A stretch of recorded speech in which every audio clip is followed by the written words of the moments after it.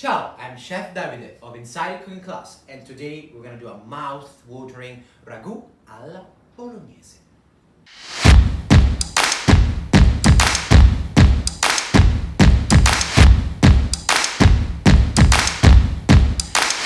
Guys, this recipe is so ingrained into our culture that even some Italian crazy guy registered that recipe.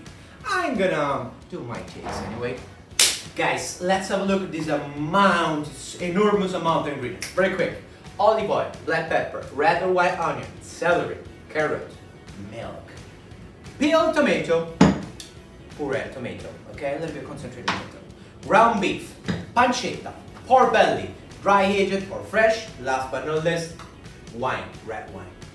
It's time to cook. So what we're gonna do now, 1 tablespoon of olive oil into our lovely pot. We're gonna add the pancetta and let it cook and fry a little bit for 1 or 2 minutes, high flame. So the pancetta starts to spread all the juiciness, okay, all the fat. We can finally add our vegetables.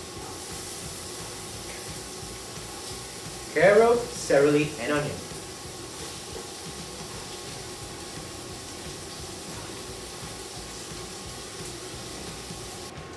Adding the ground beef. Perfect. Now, the meat has been cooking for the last 5 minutes. It's well cooked, it's super smelly. Now, let's add the red wine. Let's squeeze a little bit of tomato. If you have the peeled one, you can also use tomato puree. Squeeze it with your hand, like this. Nice filling. And then, 3, 2, 1, drop it. While the sauce is cooking, I'm gonna tell you a couple of things. First, ragù alla bolognese. That means that this recipe is typical from the city of Bologna. Second thing, the use of the ragù alla bolognese.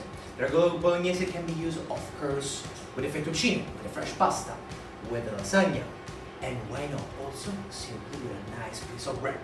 The last ingredient before we leave the sauce cooking for the next 2 hours will be the tomato paste. The sauce has been cooking at the medium low flame, semi-open for the last 2 hours. It's time to fix salt and pepper and add one special ingredient. Salt and pepper to taste, of course, and a cup of milk.